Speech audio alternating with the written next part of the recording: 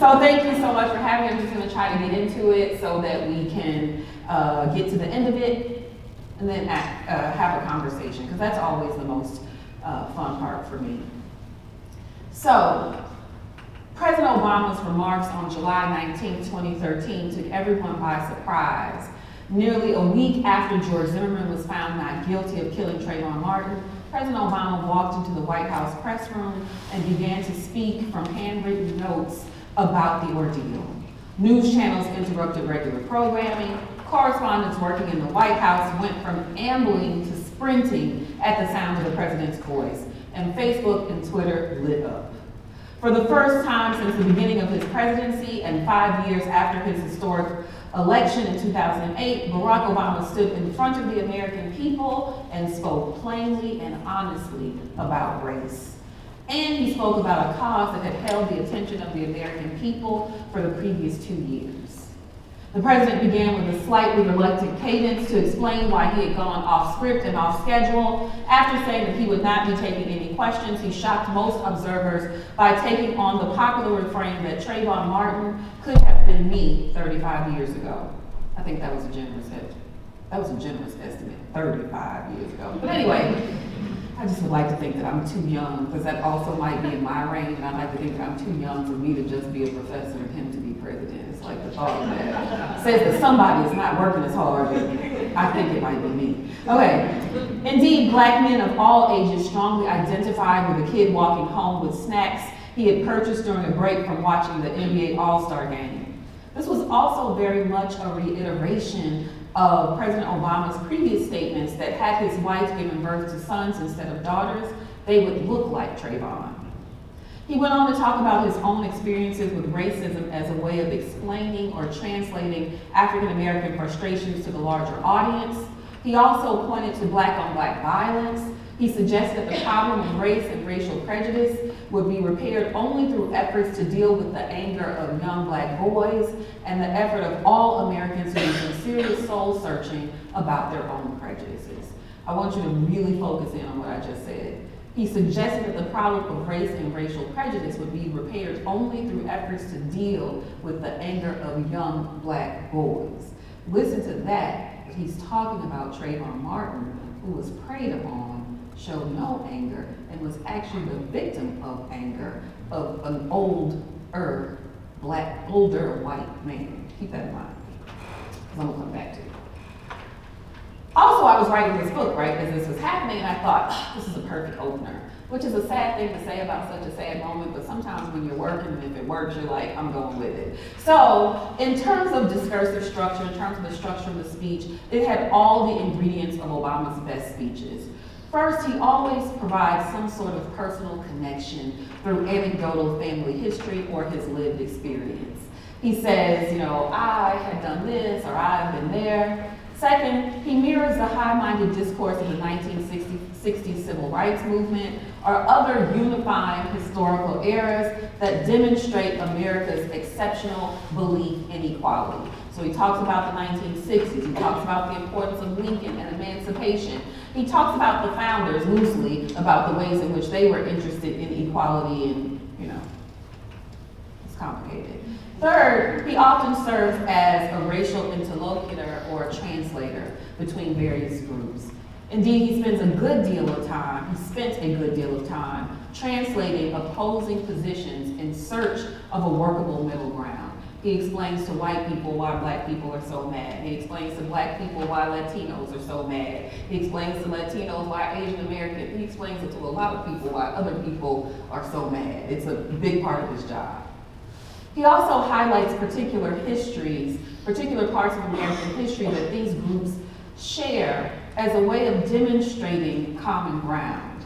He is particularly skilled at equating events that happen in the same time period, but actually represent irreconcilable and conflicting perspectives, right? So for example, I talk about how in his More Perfect Union speech, he does this turn where he says,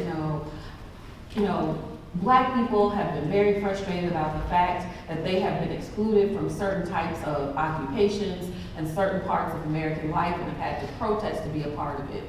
This is also like the anger of whites who feel like they have missed out on jobs because of the requirement of racial quotas. I'm like, those things, that's not the same. One of those people want inclusion, the other part of that does not want inclusion. Therefore, they are not reconcilable. Why are you saying it like it is? But I might be the only person who is paying that much attention to that kind of stuff. I don't know. Last, if he talks about race explicitly, especially about African Americans, he often points to some sort of cultural pathology, some sort of problem within the African American community. Obama does some of these things in some speeches and not others, but they are all quite common and map perfectly onto any discussion that involves an explicit argument about race. So, in the book, I began by making a distinction between two types of race-based appeals used by politicians. Essentially, they are either making what Tally Mendelberg calls racial appeals, but for clarity's sake, I'm going to call those racist appeals. What Tally Mendelberg is actually looking at is when politicians use implicit racism to scare white voters into voting for them, essentially. And I'll show you what I mean in a minute. So, in connection to that, this set of scholars, McElwain and Caliendo, talk about race-based appeals that are used by candidates of color who have to use race appeals also, but what they're trying to do is inoculate themselves from potentially hostile or negative stereotypes. So I have to get out of this for a minute. I'm sorry, I have a lot of things going on here. So let's look at the first thing. The first example I want to share with you is Willie Horton. Now, Willie Horton is an ad that was shown in 1988 in the race between the first Bush seniors, I like to call him, and Michael Dukakis. Let's watch this. What? This time was just on. Hold on. Stop. I feel like I'm in class. This happens to me often. Pause. Oh, I know what it is.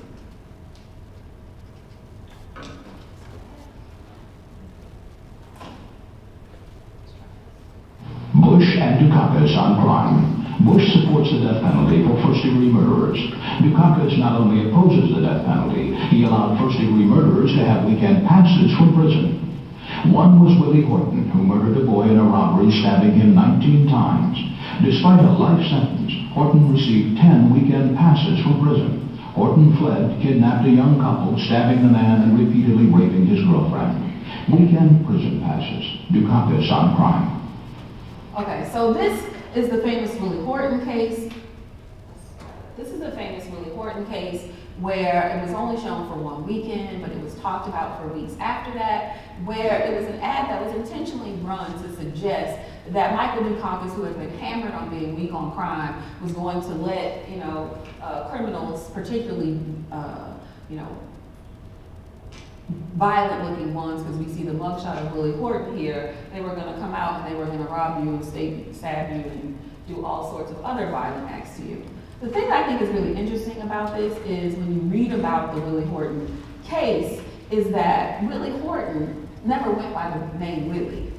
His name is William Horton. He went by William or Will, but the people who came up with this ad thought, you know what I'm going to do, because it's not bad enough and I'm going to use this black man's face as a way to scare the hell out of white people into voting for other white people. What I'm going to do is, I'm going to call him Willie too, because nothing is as scary as Willie. I don't know. That's how I imagine it happened, but I have these conversations in my head that go, and I don't know if they actually go like that. That's how I sort of think of them. Now, this is one of my favorite commercials to show my class when I teach Intro to American Government, or I teach any class where we're talking about campaigns.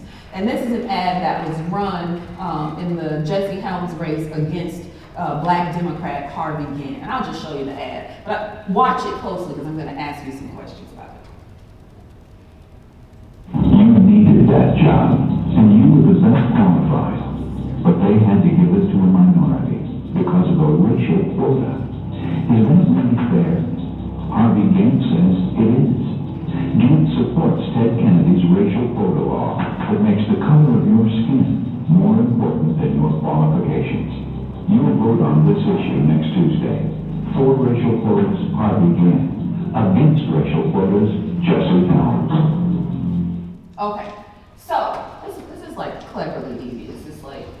one of the best ads ever and one of the worst ads ever, right? So you learn a lot in a very short. What were you up to this weekend? I actually did.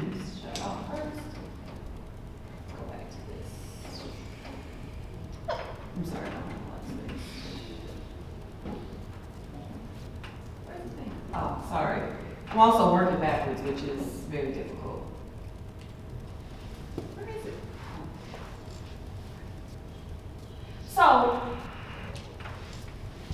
you learn a lot from this commercial in a very short period of time. What do we know about the person who needed this job? What do we know? This person's of color. Are they? No, they're white. You can't tell that because this is a very fuzzy screen. I'm sorry. Anyway, yes, no, they're white. Anything else? He's wearing a flannel shirt. What does that tell you about? Blue collar. He has a wedding ring. What does that tell you about? He balls up a piece of paper. He's angry. And then if that wasn't enough, you have like this fake Darth Vader, like, you needed that job. And so it's all a story about this white family, working class man who is losing his job because of racial quotas. And so black people and Latinos are taking his job. It's a problem. Then you move to the next thing. Oh, thank you. I'm not going to show any more videos actually, but that's very helpful. Then you move to the next thing where it's like, not only is this salt of the earth guy losing his job, but this other black guy, Harvey Gantt, is trying to take Jesse Helms' job. And if that's not bad enough, he is also a friend of Ted Kennedy, who is the enemy of the South, right? So you get all of this stuff in a very short period of time, right? And this allows you to say, oh, I'm making these sort of implicit connections where they're never actually saying, what I want you to do is think about race and think about race in a way that disadvantages the Harvey Gantt as a candidate. But also I need to tell you that families of color also use these kinds of commercials. And what they often use them to do is to try to universalize their narrative so that they seem more like the general public. And so, for instance, one of the ads that I normally show is an ad by Deval Patrick, who was the two-time governor of Massachusetts, who has this really great story about growing up in the projects of Detroit and going to Harvard Law and being really successful, and then going on to be governor of Massachusetts. And in this, he tells this story, but he tells it in a completely different way. And what he says is, Deval Patrick was raised in the tenements of Detroit. When I first heard it, I was like, tenements? Black people aren't raised in tenements. I mean, they have buildings that look like tenements, but they never call them that. But in a place like Massachusetts, where you have a huge Irish and Italian ethnic communities, tenements say something very important to them. And that is, this is the story of many beginnings, right? They have been raised in these tenements. They come out of the tenements to become part of the American dream. And he is trying to position himself in that same way. In The Race Whisperer, I argue that Barack Obama is uniquely situated to do something that all of these candidates are not able to do. And that is, these candidates are able to see race as fairly static. They are white, trying to figure out how to appeal to whites and other groups. They are black, trying to figure out how to appeal to blacks and non-blacks. But what Barack Obama is able to do is use his unorthodox background to appeal to lots of groups in very authentic ways. That is, he has a biography that allows him to make authentic and politically useful connections to multiple groups, including whiteness without actually being white. He is able to use racial appeals as instruments of mobilization, to bring together diverse groups in order to support him.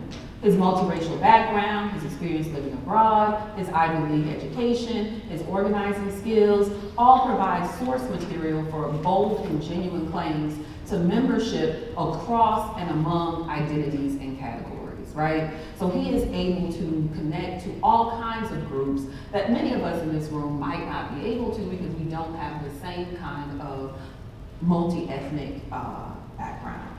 This leads me to argue that, in fact, Barack Obama is a race whisperer.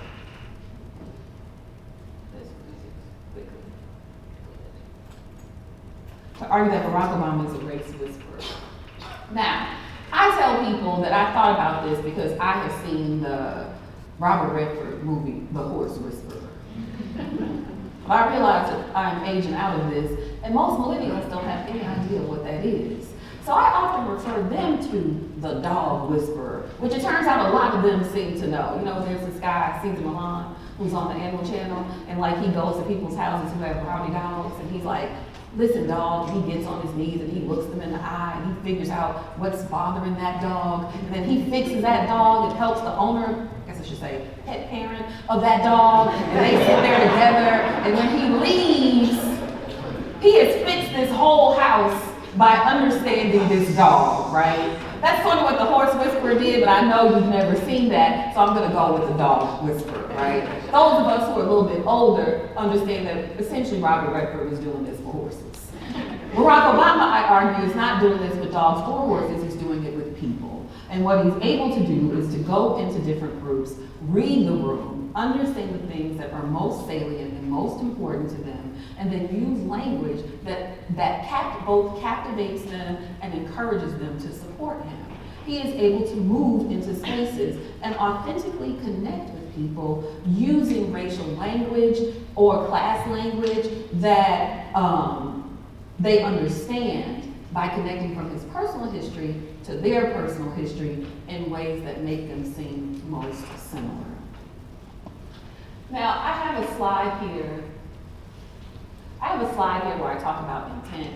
I'm going to go through it very quickly. This slide I like to tell people I put in for my mom, who has a picture of Barack Obama on her mantle with his whole family, where the rest of us are. And I was like, I need to be clear that I do not hate Barack Obama, and that in fact I was raised right, and my mother loves Barack Obama like black families are supposed to. And so I argue that intent does not matter in the case I make, right? I'm not suggesting that Barack Obama is a better or worse person in this analysis. What I am arguing is that he is using language that I think has a racial impact. And it's important for us as people who are in the general public, who are as citizens in this democracy, to understand the ways in which his language, I think, has an impact on the way in which we understand race. And that allows me to remain on the mantle with the Obama family. I think I have a better chance of being kicked off than Barack and Michelle. So I say that for her.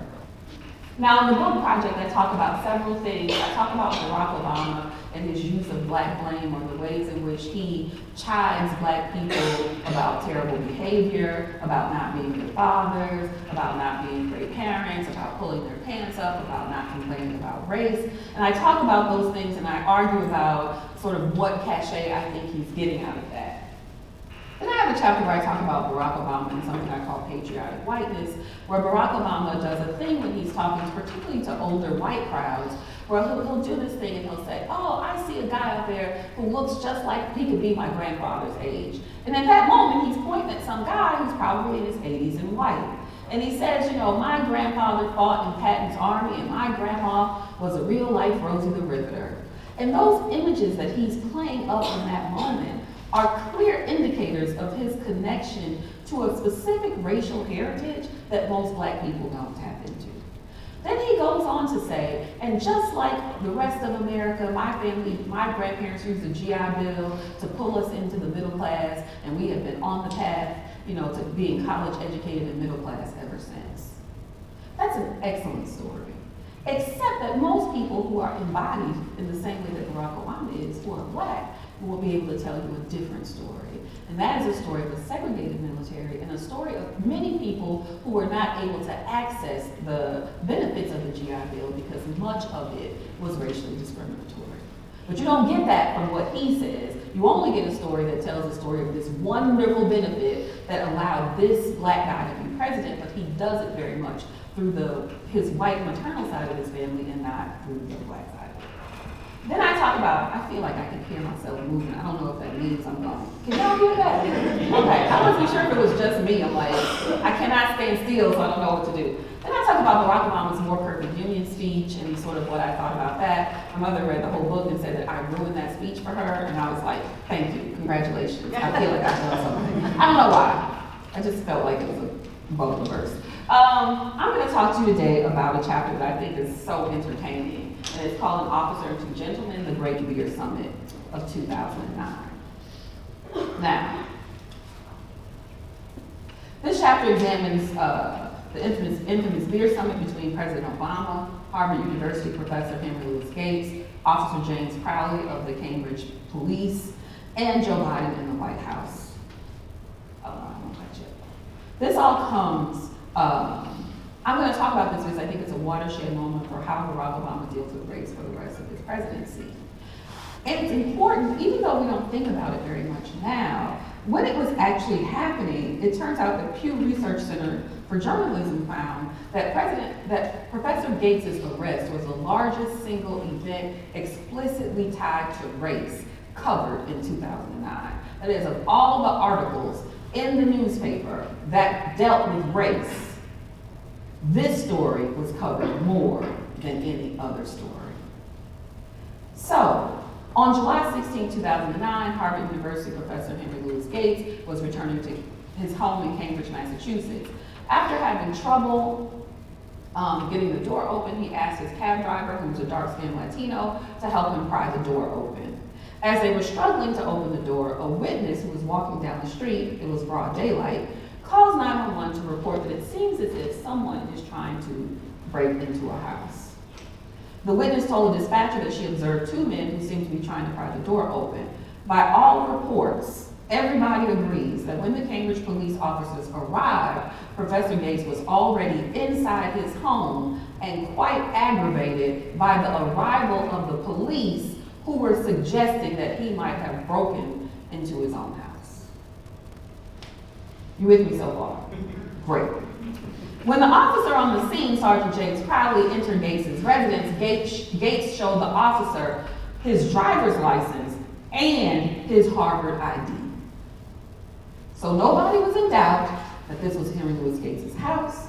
Nobody was in doubt that he also lived in this house and he worked at Harvard, which I'm imagining is really important in Cambridge to know.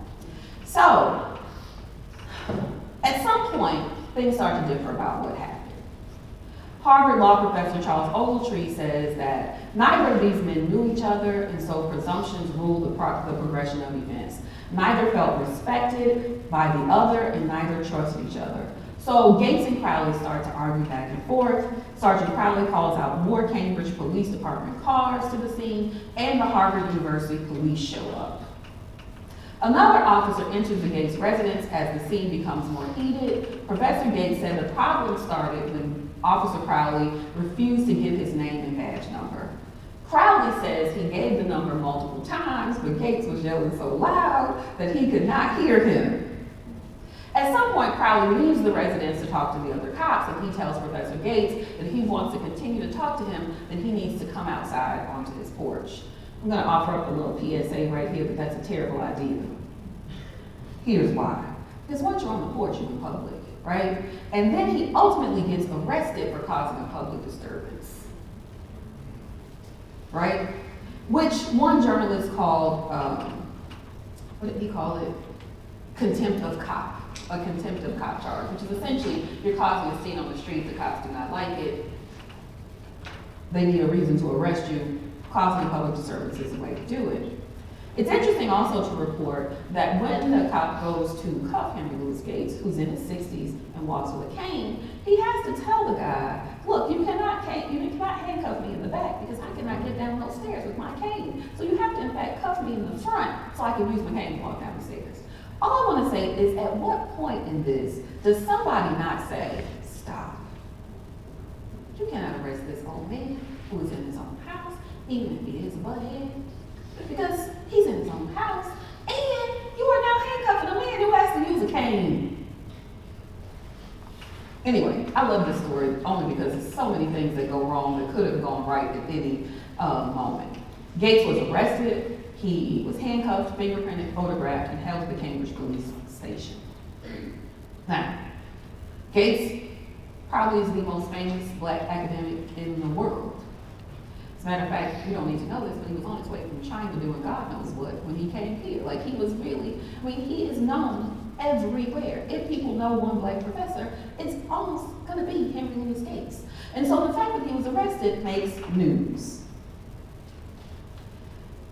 hold that thought. At the same time, you have to remember that this is the summer of 2009, where President Barack Obama is trying to get through a health care bill, and things are going horribly wrong.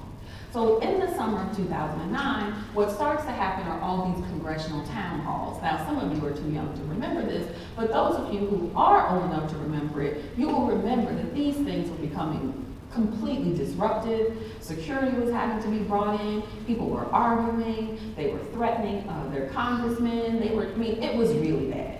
And it was unclear whether or not the legislation was going to go forward. And Barack Obama sort of every other week was having these live press conferences to use his bully pulpit to get people on board in support of the Affordable Care Act. If you remind me during the Q&A, I'll tell you about one of those town halls I went to that went horribly wrong. But it was so entertaining. As a political scientist, it was entertaining. As a Democratic citizen, I was very sad for everybody involved. I wear two hats. As a political scientist, I was like, this is America at work. I'm going to use this like now. But at the time, my brother was like, we should leave. And he was like, no, we will not leave. This will not happen. So Barack Obama is having a press conference.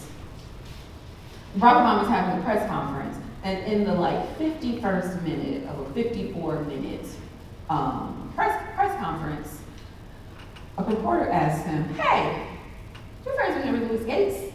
What do you think about his arrest? And here's what Barack Obama says. Now, I don't know, not having been there, not seeing all the facts, what role race played in that. But I think it's fair to say, number one, any of us would be pretty angry. Number two, that the Cambridge Police Department acted stupidly in arresting someone when there was already proof that they were in their own home. And as I like to say, there was a number three, but nobody heard it. Because everybody sees on the Cambridge police acted stupidly in arresting somebody when there was already proof when they were in their own home. Keep in mind that number three is what I told you he was doing, just trying to explain why black people would be upset about this and how he himself had been followed. He goes on quite some time about that. In the subsequent days, the media, the public, and Obama's political opponents in particular, seized upon the word stupidly. 2 weeks after Gates' arrest, Gates and Crowley come to the White House with their families to meet each other under the watchful gaze of the international media and millions of Americans watching on cable news. I know I was one of them. I also point out here for no particular, I don't have any particular analysis of it, but I also think that it's so interesting the ways in which this plays out, where you have a story about a blue-collar worker who is doing his job, who arrests a person who is part of the elite, who is friends with the President of the United States of America, both of whom are Ivy League trained. And they all end up in this meeting at the White House. But the blue-collar worker is the white person, and the Ivy League elite are these two African-American men, right? So you're actually having this kind of upside-down moment where you're trying to understand the ways in which we generally think about class. I have no analysis of that, I just think it's interesting. Each family was given a tour of the White House, although Gates had been there many times before, not just to visit Obama, but also during the Clinton administration. And then after their family visits, President Obama, Professor Gates, Officer Crowley, and Joe Biden, who everyone loves, at least I do. He's now, he works at Penn, I live in Philadelphia, and I'm on a full-fledged effort to figure out how to get to some Penn event where he will be, just so I can get a selfie. I have no other reason. I will take a selfie with Joe Biden. I'm convinced. These men casually strolled out in their shirt sleeves, all this stuff. I think what's also really interesting about this is that there was also this side discussion where they talk about what beers they're going to have. And so Barack Obama, who I'm convinced is not a trained beer, but he says, I'm going to have Coors. That's an American beer. We all know the Clydesdales. Turns turns out that a few years before this, Coors was bought by a foreign company and it's no longer American owned. And so then he starts getting all this pushback because it's like, why didn't he use an American beer? So they start interviewing small batch brewers and, IPA brewers and all these people like, what do you think the president should have ordered? Like, this is how crazy this got. I mean, there was at least 12 articles about what the president should have ordered and whether or not he dissed small batch beer companies and other people who make, I don't know even the names of any of them, so I can't tell you, but it was a long discussion about it. Now, the beer summit obviously did not stop criticism. People questioned whether or not his words were too harsh, whether or not it was outside the realm of presidential behavior. There were questions about whether he should have spoken about a local issue from the presidential podium. Significant debates centered on whose side he seemed to be taking. The decision to take sides at all was questioned. Most of all, every conversation was held under the hyper-focused lens of race and race relations with the Black president at the center.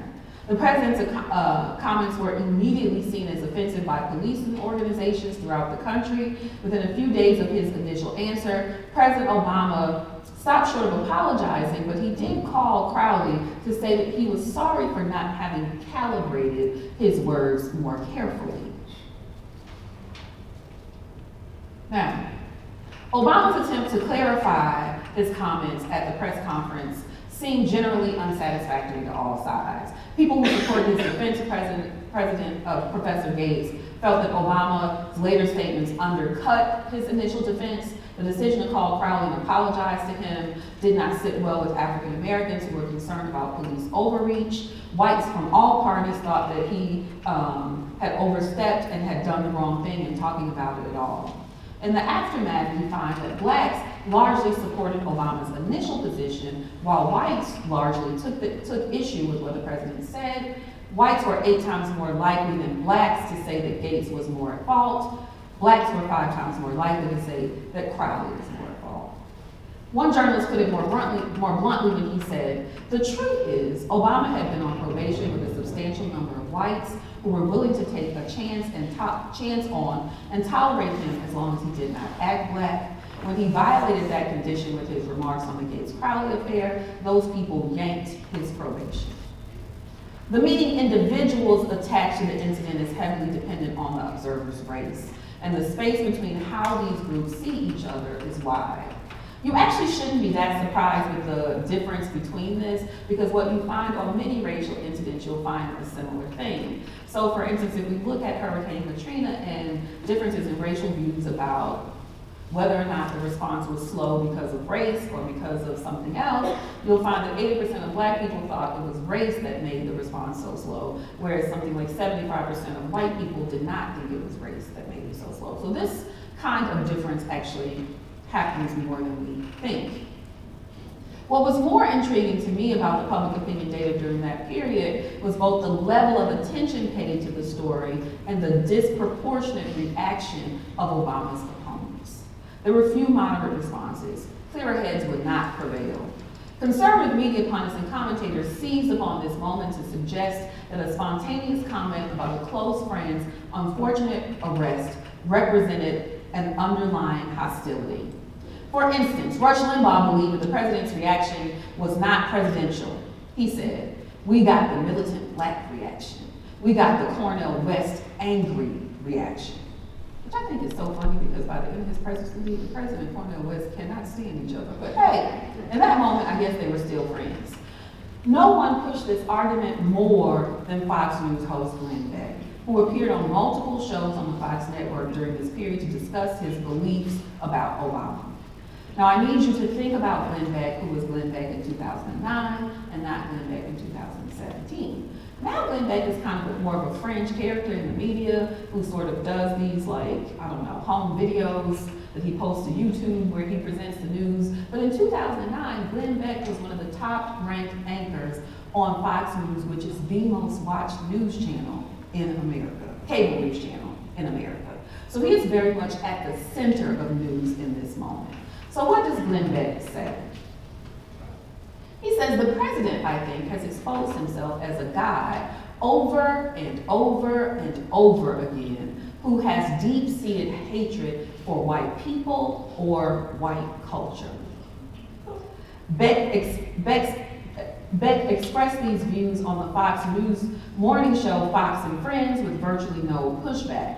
Another reporter responded on the news channel, responded by asking, yeah, where were Obama's white advisors who could have helped him with this? Later in the same program, Beck reiterated his belief in an oddly contradictory statement, where he hedged a bit and then returned to his initial accusation. He says, I'm not saying he doesn't like white people. I'm saying he has a problem.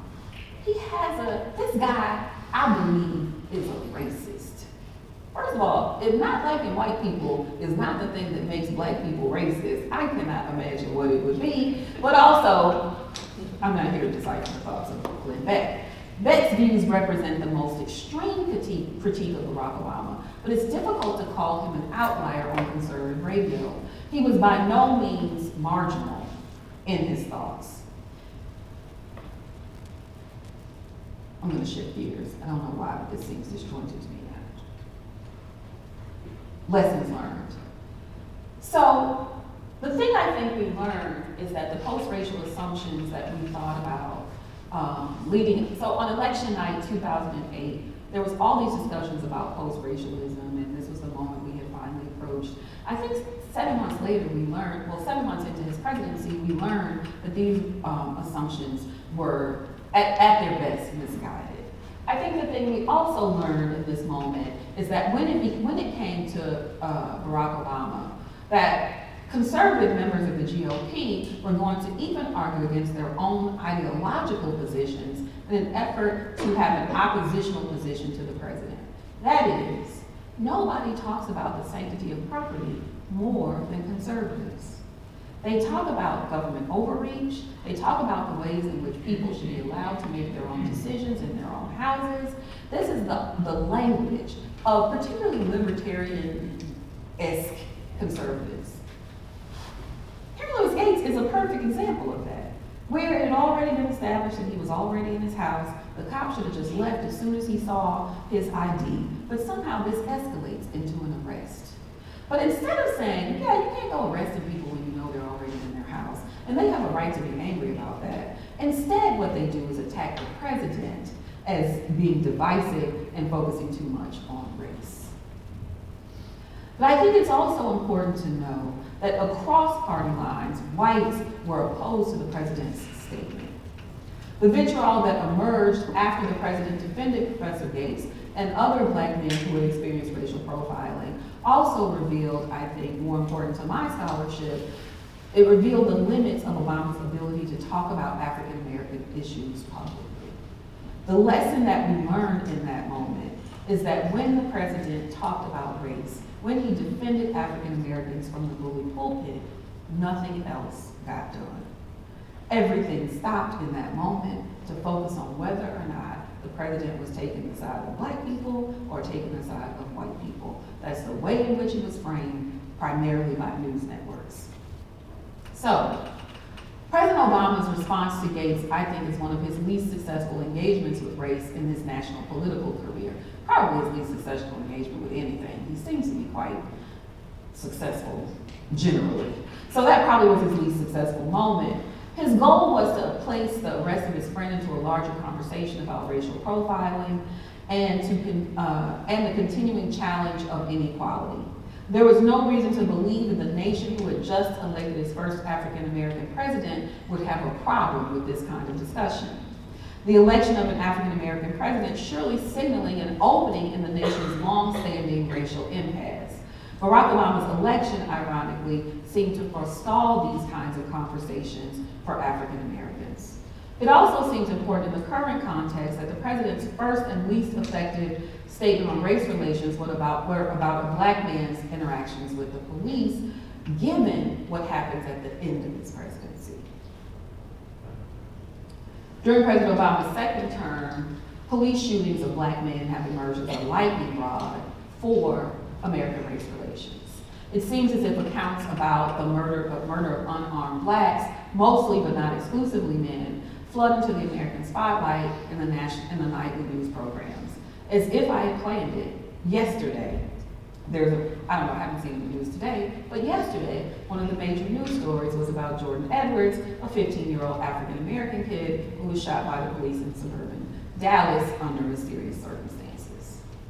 Now, the news website Gawker, which is its own political story, by the way. I like to tell people, look at the story of Gawker and the way in which it was taken down in a wholly ideological way by this guy who didn't like the stories they were doing about him. But anyway, and he used Hulk Hogan to do it. That's the thing that's fascinating about it. Anyway, I guess none of you are wrestling fans, but as a wrestling fan, I was like, Hulk Hogan brought down a whole news site accidentally. Okay. Gawker does this project with the NAACP Legal Defense and Education Fund, where they try to figure out how many how many people of color were killed by the police since 1999, which would have been at that time a 15-year period. And the picture up here, which is hard to see, is a picture of some of the people who they came across. I like to point out here that Gawker and the LDF were the ones doing this because there is no requirement nationally that police report shooting statistics, cop-involved shooting statistics. This is interesting because if I wanted to, I could find information about the number of purse snatchings last year, the number of jaywalkers last year, the number of burglaries last year, but there is nowhere where police are required to report the number of shootings that involve police officers. And so what they had to do was search through newspaper articles and try to guess from descriptions of the victim, from surnames, from other kinds of things, whether or not these were people of color, which means that they likely missed more people than we actually have here. What they find is 51 of 76 people killed in the last 15 years. 51 of the 76, or 67%, were killed during Obama's presidency. That's shocking. Because national records are not kept, it's hard to know whether or not this is an increase or a decline, but we do know that it is something that is important to think about. I also like to add here that I live in the city of Philadelphia. In the city of Philadelphia, not only do they not have to report police-involved shootings, but in that city, you will not know the identity of the police officer involved in the shooting unless and until they are charged and are going to be brought to trial. So, you have a child who has died under questionable circumstances. It takes at least 2 years for them to bring them in front of the grand jury. You will never know who the police officer is. It could be a police officer you just walked by. It could be the police officer you called when your car got broken into. You really don't know who that person is unless they are going to be charged with a crime. Anyway, I think that's really crazy. Most of the cases don't rise to the level of national news until Michael Brown, but there's a particular uptick of news coverage when Michael Brown is killed on August 9, 2014 in Ferguson and the protests that followed. This is particularly an important case because Michael Brown's body was basically being filmed laying out in the street for 4 hours, and you could watch it live on Twitter. And so lots of people were able to see what happened even though they were not on the scene. Many people in Ferguson began to ask whether or not the president would or should come to Ferguson to talk to them. Obama made it clear that he was monitoring events from technically Martha's Vineyard. That's where it was at the time. But he had no plans to go there, right? The president had debated whether or not to go to Ferguson with his top officials. I like to call these people his very important blacks, VIBs. That is, Attorney General Eric Holder and Valerie Jarrett. And he talked to them, and they all agreed that it would be too messy for him to show up in Ferguson. Instead, he sent Attorney General Eric Holder, who was often referred to as Obama's racial conscious. Eric Holder goes to the scene. But what's interesting about that is when reporters are talking about whether or not the president should go, one of the things they reference is the negative outcomes of his defense of Henry Louis Gates in 2009, and the ways in which that might have taught him a lesson about not being too involved in local matters. The difference was he was in the second term of his presidency and would never run for office ever again. According to reporters, the president had learned from the Gates incident to avoid situations like Ferguson. This time he took a new tactic by sending Attorney General Eric Holder, who was able to do things that potentially he couldn't. Now, in the conclusion of the book, I argue that I end here.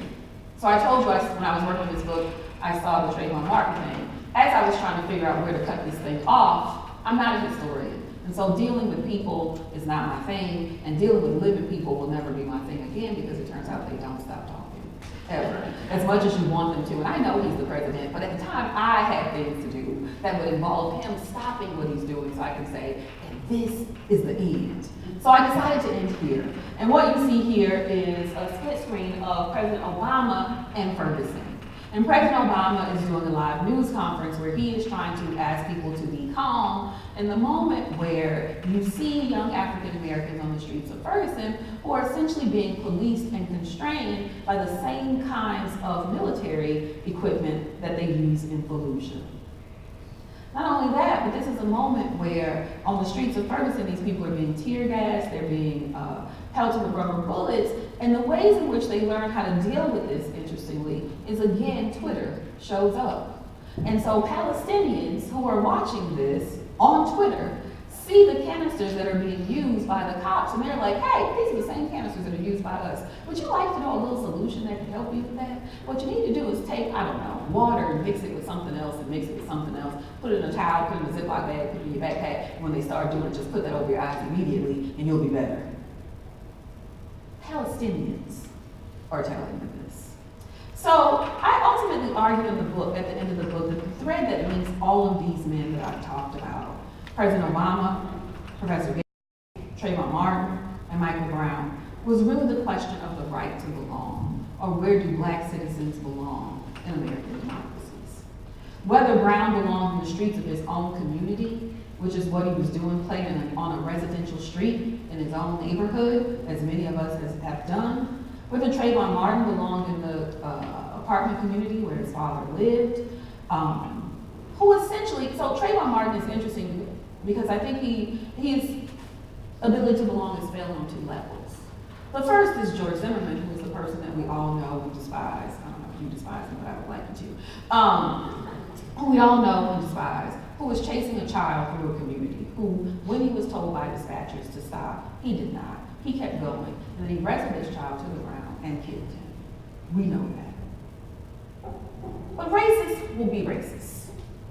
What's more interesting to me is that when the police arrive, whose job it is to sort of understand for all citizens, they take George Zimmerman's word for it, who was a person who the dispatcher could have told them to chase this boy down. They don't figure out whether or not he lives there. They assume that he is a stranger. They don't knock on any doors. He's less than 1,000 feet from his father's back door. They don't go knocking on doors to say, hey, there's a person who's been victimized. They assume that he is a trespasser. They take him to the morgue. When his father, Tracy Martin, is up the next morning trying to figure out where his son has gone, he calls the police finally, and the police say, oh, there was a shooting in your community. We have a body. And that is, in fact, how he finds out that his child has died. So it's not the fact that the racist does the racist thing. It is the fact that the police officers, whose job it is to protect all citizens, in fact, also assume that he does not belong. But I would argue that Barack Obama has actually spent a good deal of his political and social capital convincing people that he belongs in the White House. His ability to be elected at all was accomplished through his ability to traverse America's complicated racial terrain. That is, through race whispering. Through race whispering, he was able to get people on his side.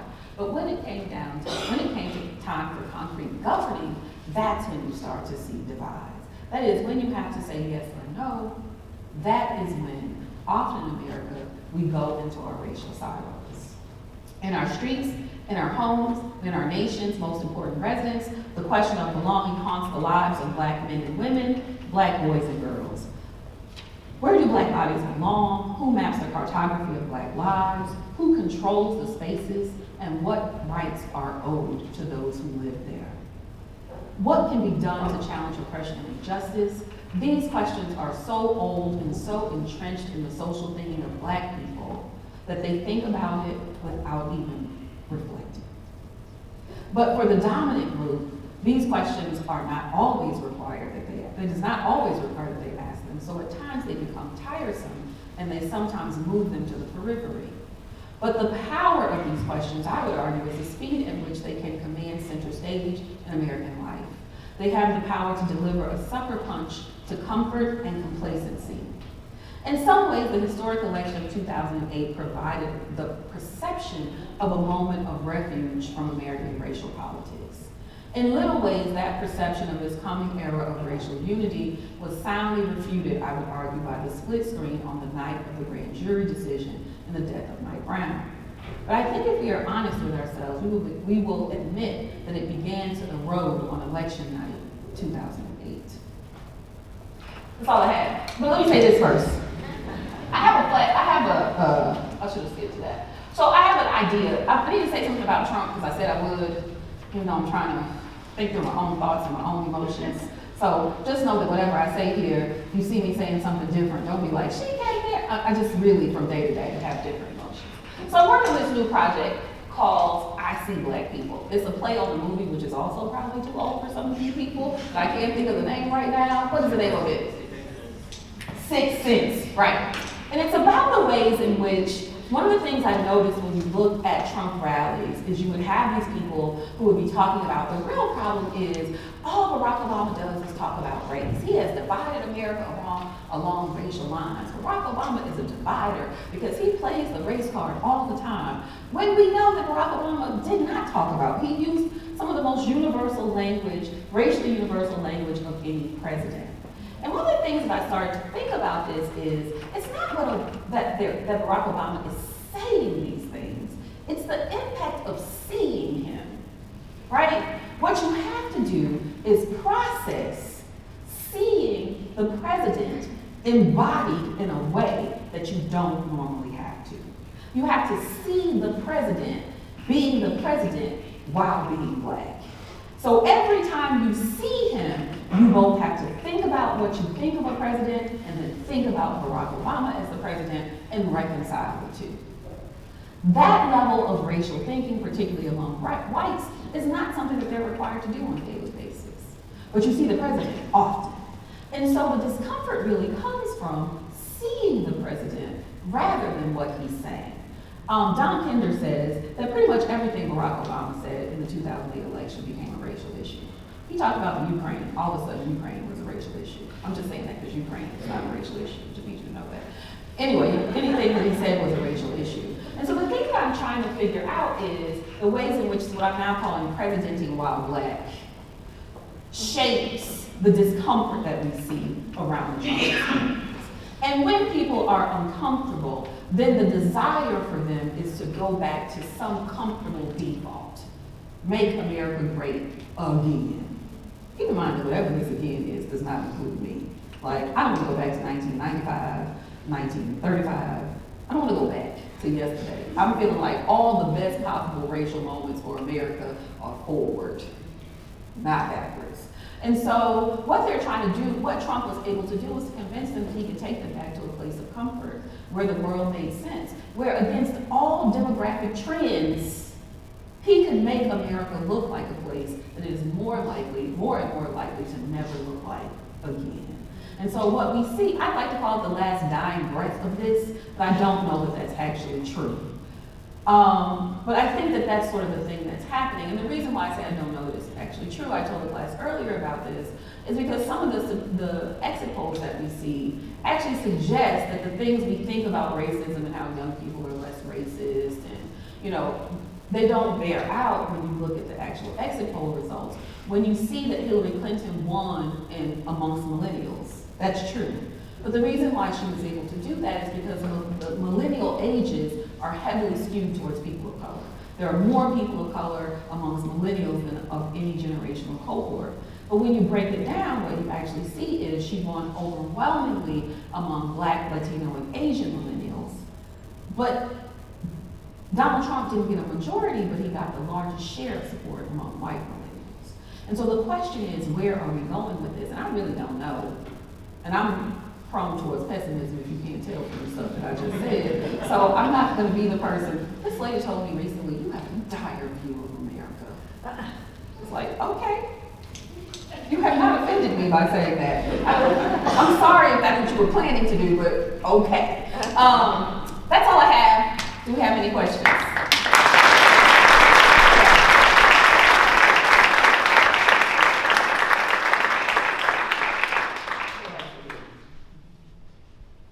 I also tell people if you decide to email me, you should put in here, I was at Augustana or something like that. I don't read emails that don't have a subject, because we got hacked like 4 times in the last 2 years. And apparently a lot of it was from messages with no subject. I don't know. That's what they say. Turns out it was a student who was doing it, but he was doing it through messages with no subjects. Every midterm for 2 years we got hacked. See, you could have worse problems, President Hall. They called in the FBI and everybody. It was great for the students. They couldn't turn anything in. Yes. Questions? Yes. Did you say that you said that Barack Obama was a race expert, but Yes. do you think Michelle Obama kind of has to do the same thing as well? See, Michelle Obama was a more difficult case. Because Michelle Obama actually does not have the same level of unorthodox background as he does, right? But also, so I think about what happens with Michelle Obama in the same moment that people are having this wonderful moment with Barack Obama and how she's being framed in the 2008 election. And some of the things I think about, for instance, was the moment where she says this thing about for the first time in her life, she's proud of America or whatever, and people sort of jump on that as a sign that she doesn't love America, and she hates America, and secretly, and there's like the cover of the Atlantic or the New Yorker where she's this Afro-wearing, dark-skinned revolutionary, and there's all these moments where she's having her own separate experience with that, and what that actually does, I think, Barack Obama cannot stop talking, because he's actually running for office and he's the president. But it does actually shape, I think, the ways in which she decides to engage with the public. That is, she becomes much more closed in some ways and then focused on very safe issues, right? So she focuses on kids, vegetables, gardens. Which, by the way, is a very conscious choice that Laura Bush made as well, too. So Laura Bush talked about the ways in which she saw what happened to Hillary Clinton, and she wanted to make it clear, no, leave me alone, people. I'm gonna read books to kids. I'm gonna help libraries. None of this stuff is controversial.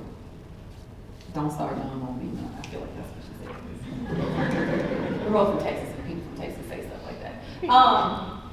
So that's the thing that happens with Michelle. So of course Michelle is able to move about these places, but who doesn't love a person who's like always hugging kids and planting gardens? You know what I mean? She doesn't move into the same kind of political fray that, say, that Hillary Clinton does. But the thing that's interesting about that is, as Barack Obama's approval rating fluctuates, Michelle Obama remains the most popular Obama the whole time. And so they start to deploy her as a campaign surrogate. So if there's a Democrat who's having a difficult time, they send Michelle to campaign. And people show up and they go wild for her, right? At some point, Michelle starts to realize that what they're doing is they're sending her. So black people are primarily in safe districts. Black congressional people are in very safe districts. So they don't really have people running against them. So what they were doing was they were sending her to all of these really white districts, right? Where the white people really loved her, but she's like, look, do I ever get to go to Cleveland? Or do I ever get to go, places where black people and Latinos and Asians are? Or am I always gonna end up in Iowa? No offense. No offense. But that is my reference. I'll use Montana since I'm in Iowa. Am I in Iowa now? No! Okay, good. Well, I'll stick with Iowa. Like, where am I? So she starts to have some say when she realizes that about which candidate she's gonna, like, you need to tell me about these people before I show up. So she takes on her own sort of political power in ways that we don't actually know enough of yet. And part of that is because her office wasn't a sieve, right? It wasn't leaky. And so we don't have a good sense. We know that she came home at night. We know that, she was mom in chief, which is a way in which she pivots away from being the, revolutionary with the big afro, is that she's like, oh, I'm just gonna be mom in chief. When, for the most part, Michelle Obama was the breadwinner in that family for most of their marriage. And had and made statements when he was a senator about how he worked so much that sometimes it felt like she was a single mom. You don't hear any of that. You just hear mom in chief, right? So she's, in fact, framing herself in a particular kind of way. When in 2007, she was still talking about maybe she could live in Chicago. And people were like, that's crazy. The first lady can't live out in the White House. That's a fantasy. When your husband goes to the White House, of course you have to go. Definitely not.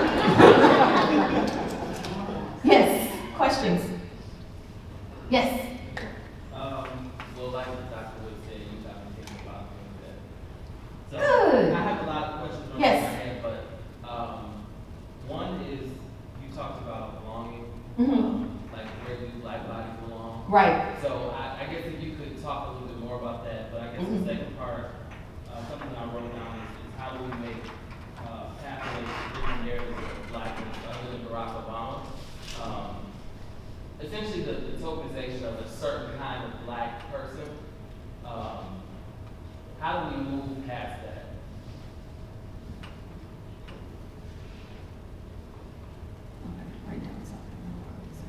Okay, so where do black bodies belong is something that I'm constantly thinking about, right? I am a person who studies black politics. I'm a daughter of the South. My mother was raised in the Jim Crow South. As a matter of fact, it's funny that John Deere is here because my mother grew up in a town with like 1,000 people that seemed like a dreadful amount of distance from Houston. The way that we knew that we were almost to this freaking outpost is that we would see a John Deere dealership and you'd be like, oh, almost there. Because you would just be passing fields of nothing until you got there. Until you got to John Deere, you would be like, we can get out of this car and finally see people we have no desire to see and then eventually get in the car. It's terrible. I'm interested in the question of belonging. I'm interested in questions of integration and segregation. I'm interested in questions of how we interact cross-racially, but also are able to maintain our own cultural spaces. Like, it's a thing that I'm constantly thinking about. And I should tell you that I'm surprised that Chris didn't mention this, I have a twin sister who's also a political scientist and a lawyer. She's a law professor. And she studies the death penalty. And so she also does a lot of work on this idea of belonging. So some of this is also taken from her work on the idea of belonging. But it just hit me as I was writing this about the ways in which these people were doing things that people do all the time, but race is the thing that changed the interaction, right? So, I mean, not running for president, but here in the States, people, if you live in an old house, you have to pry doors open all the time. I don't live in an old house, and I have a dresser, an old dresser, where, like, in the spring, I just can't get one door open. So I'm sitting there prying it open. But there's a way in which the cab driver and Professor Gates, prying that door open, looked to this woman as a problem. Now, I should say in fairness to her, she never said that these people were black until, she said both of them were black, but she never said that until she was pressed by the dispatcher. She just wanted to point it out. But you have to wonder what made her think in the middle of the day. It was like noon, that people would be breaking into a house in broad daylight where you just happen to be walking by. But also, Michael Brown was in his own street playing. Right? Kids walking in the streets all the time. Trayvon Martin was in a place where he lived. And so thinking about the ways in which sort of these everyday interactions shape such negative outcomes, right? That are race laden, much of it probably implicit. Some of it explicit, but much of it implicit. That is, you don't even really realize the ways in which you are being triggered to think that this person is dangerous. So Barack Obama, who is like the least dangerous black man I can imagine, probably, what's his name, Lester Holt beats him out. You know, the guy from ABC.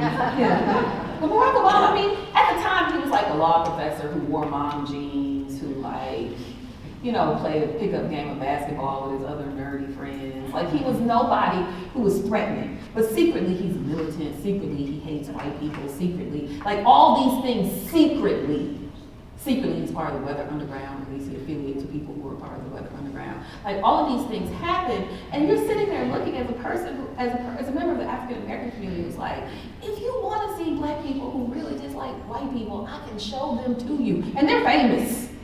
Brother Umar, all these people who are on, you know, YouTube with their equally grainy videos, they're there.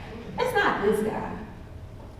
But what do you do when that guy is then, all of these things are then projected onto him? Then what do you do with a person who is just sort of an everyday kid, who's raised in a poor neighborhood, who doesn't have the polish of an Ivy League produced professor and lawyer? What is that kid supposed to do?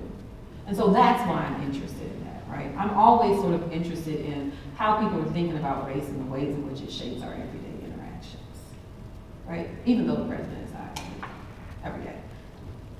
Barack Obama fits a long line of people, of a thing that's been happening since the late 80s, of black candidates called deracialized candidates.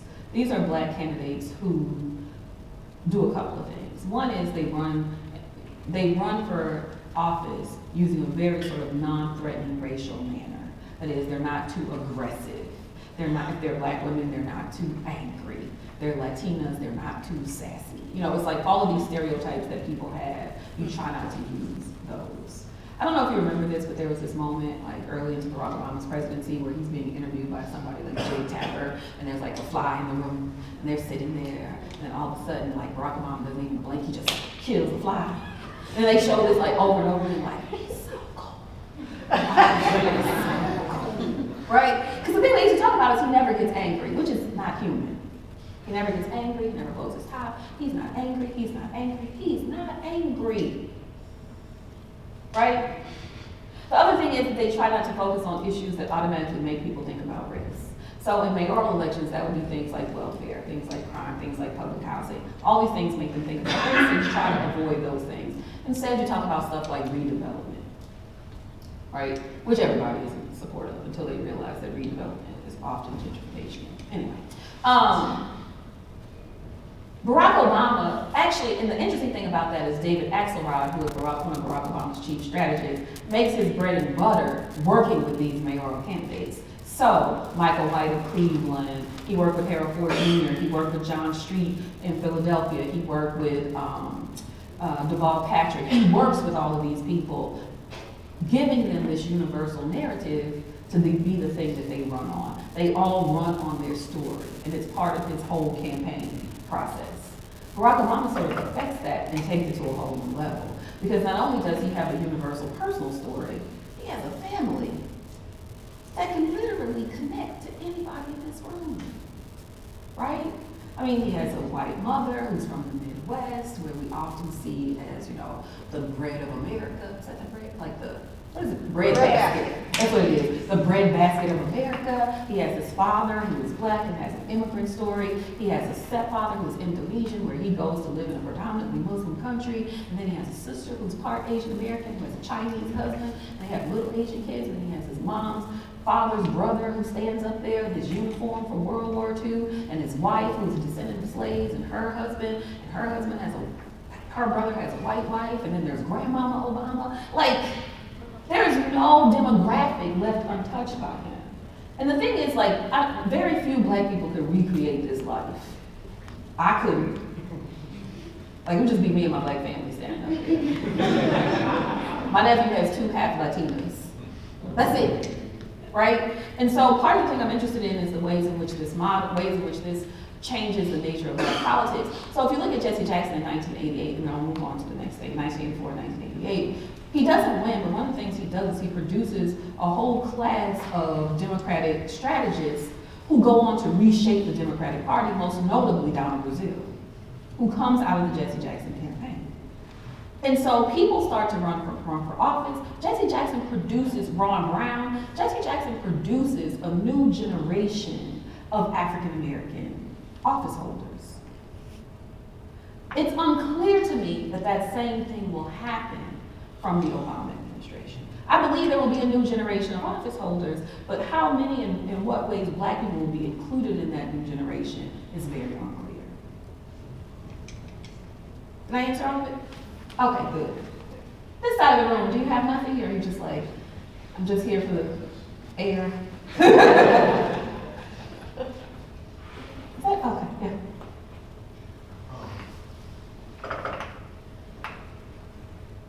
What are some changes, or I guess some type of tweak Mm-hmm. of universal language to help people understand about race? I know for me personally, trying for the best of my ability to educate people about race and Black Lives Matter and slavery and just the whole nine yards. Sometimes I can get really tired because there are some people who really don't get it, and that's very ignorant, and that frustrates me at times. And sometimes I just have to like leave that alone and maybe come back to it. So I guess what, in your opinion, are some ways to make something a universal language so that way? The first thing about that, see, one of the reasons why Barack Obama could do this is because Barack Obama had spent a lot of time around a lot of different people. He knew a lot about them, thus he could understand. He knew the language that would attract them. And so one of the things that we have to do is be more conversant in other cultures. And I don't mean conversant in stereotypical ways. I mean, we actually have to understand and have a more inclusive view of America, right? Because you cannot race whisper if you don't understand that you in fact have to campaign to different races in different ways.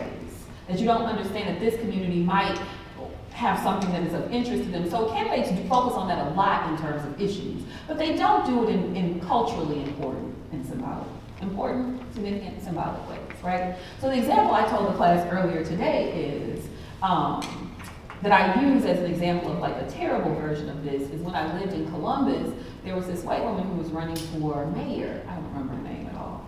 But we're having this huge forum which is a bunch of Black congregations on the east side. And so she comes to this thing of her own free will. She's glad to be there. We're glad to have her. She goes up on the stage, but when she does it, she like carries her purse with her. Like her purse is on her shoulder. And I just told you this is a church. And so Black people are like, what? Does she think we're gonna steal her purse? Why is her purse up there? It's a church. Does she think we are in a church? How dare, like, they don't listen to her. Because all they see is this woman they don't know who has shown up here and couldn't think to put her purse in her trunk and instead takes it on a stage in a church when she could have left it on a pew, because I would think that if your purse is safe, it's not true that your purse is always safe in the church, but if you think that it's going to be safe anywhere, you would think it's a church. Or if you really want to be mayor and you want these Black people to vote for you, you might want to take a chance and let it get stolen. Because being mayor is hard to replace. Your driver's license is easy to replace. Do you see what I'm saying? But they don't see that. Because this woman, and I'm sure like she probably didn't think anything of it.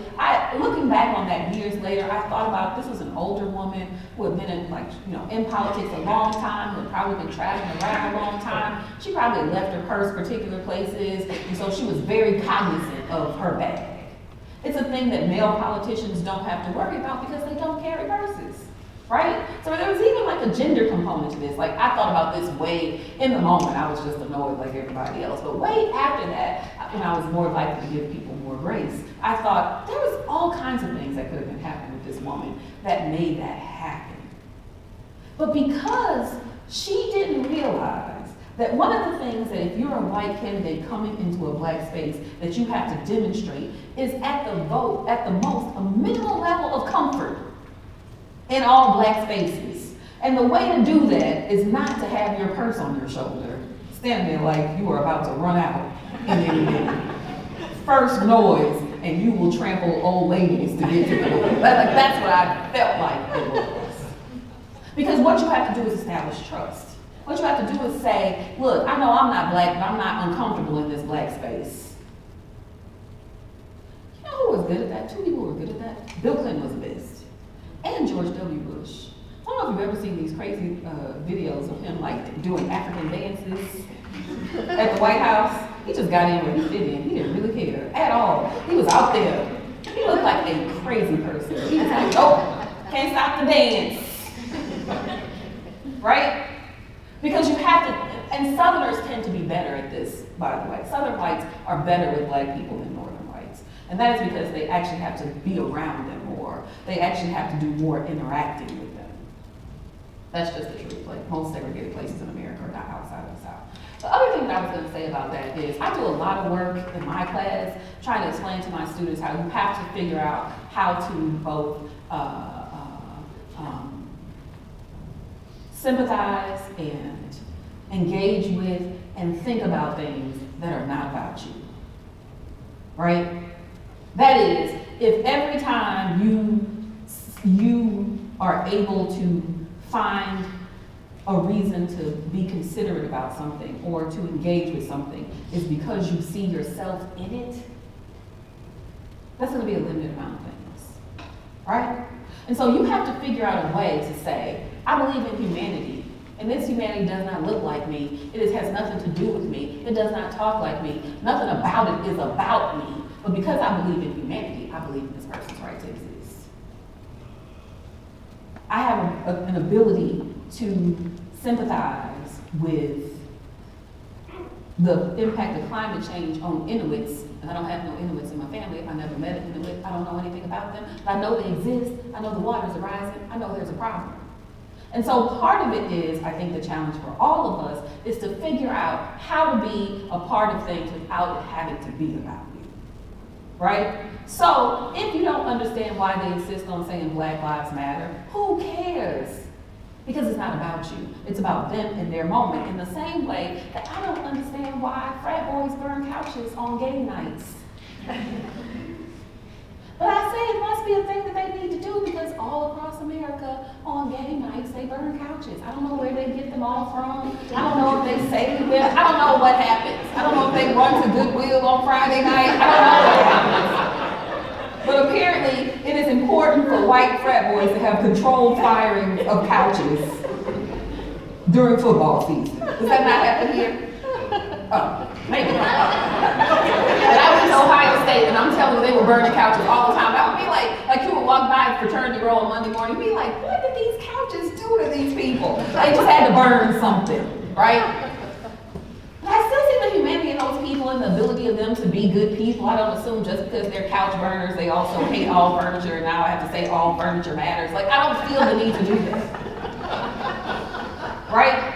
Because I don't have to see myself in everything to identify that it is something that requires care and concern and humane treatment and all of that stuff. And so if the sooner you learn that everything, that also might be a lesson you have to learn the older you get. I don't know. I mean, at 44, when nobody is trying to sell you anything anymore, you are outside of the youth demographic, when, you know, like you are no longer the hot thing, like there's a moment in your 40s where you're like, damn it, these people don't care what I buy or what I watch. I don't turn the TV off and be like, no, I refuse to watch TV until they start to sell to 40-year-old women, right? And that's the thing that we all have to learn.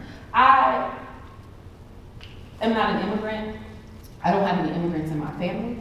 Nobody in my family is an immigrant. But I am able to see the ways in which the Muslim ban is a problem. Because in it, I see the challenges to democracy. In it, I see the ways in which it is mistreating a particular group just for being a group. In it, I see, like, I'm not a Muslim, I'm not any of those things.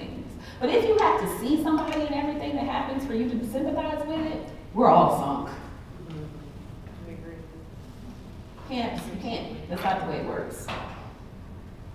But there are times you can make allowances. A good example is colored people's time. That's a great example if you need to help people see. Every ethnic group has a time, not just black people. But if you ask black people, they will swear that black people are never on time. But if you ask like Latinos, they say the same thing, and Filipino, my aunt is from the Philippines, they say Filipino people never show up on time. If you ask, my friend is Ukrainian people never show up on time. Like literally every group is like, we never show up on time. But black people are like, it's pathological. You will be late to your own funeral. That is like a statement black mamas say when they want you to leave the house faster. You're going to be late to your own funeral. Why are black people so late? A lot of people are late. But it's about not pathologizing things that exist in our community. But you also have to know, like, I have to actually know people from the Philippines. I have to actually know Ukrainian people. I have to know these people, and not just know them in that I sit next to them in class, but actually share conversations with them, actually engage in wanting to know them, actually learning things about them. You know what I mean? Like, you have to knowing in an active way, not in a sitting next to you because we're diverse kind of way. Yes, Lauren. So it kind of touches on what you were talking about, this ability to be able to engage culturally. So if you think about that, and we also think about Barack Obama having a multi-ethnic background.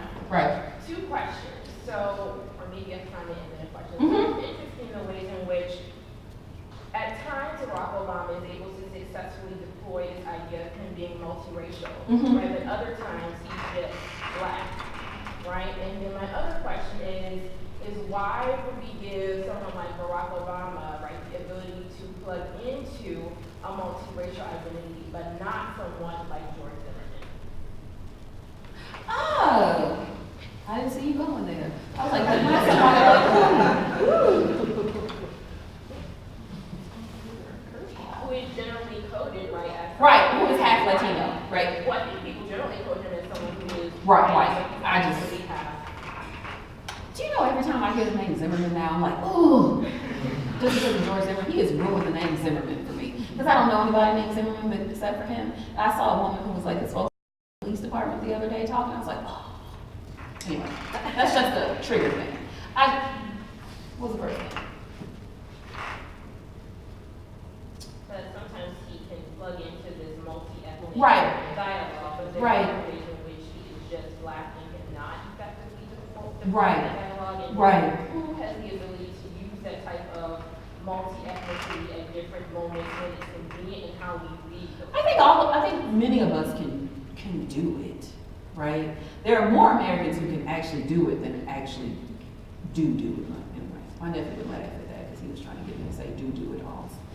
Anyway, he's like, say it again. I was like, no. He's 7, I should say that. He's not an adult, otherwise that would be crazy. But many ways it's the nature of race in America in that we force people to choose, right? And not choosing is a relatively new possibility. And so when Barack Obama was coming of age, you didn't choose. You were half black, you were black. You looked black at all, you were black. I mean, in Texas, I grew up in Texas, you were white, black, or Mexican, not even Latino. I have a friend from El Salvador. We went to high school together, and I just remember him saying all the time, I am from El Salvador. We were like, whatever. Everybody, even the Mexicans were like, whatever, right? Because there's a way in which we put people into boxes and we understand those boxes, and that's the way the boxes work. And so younger people have had the option to claim biraciality, claim multiracial, claim those things in ways that Barack Obama wouldn't have had. And so he has always sort of worn blackness as his identifier. Interestingly, in 2010, when it was time for the census, it was reported, but it wasn't talked about a lot, the ways in which he chose just African American on the census. Nothing else. I know way too much about Barack Obama. Why do I know his census information? But yes, he put just black. That's it. Nothing else. He didn't check anything else. And so I think it's a way in which he can use it whenever he feels like it, which is awesome because he should be able to use those things about, politicians use their best things to get elected. That's how they work. And they should use them, and if they have something great and they're not using it to get elected, then they don't actually want to win.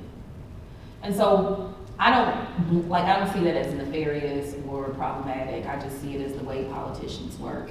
They want to be elected, and so they're going to use everything within their arsenal to do that.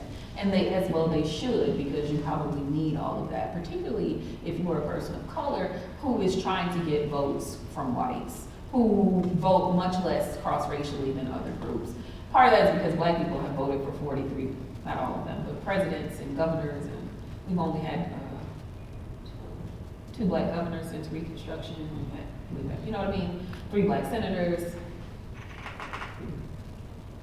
4 black senators.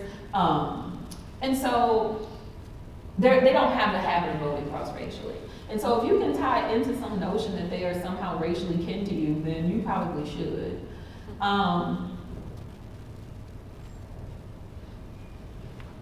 But that gets back to the notion that somehow difference is a problem, right?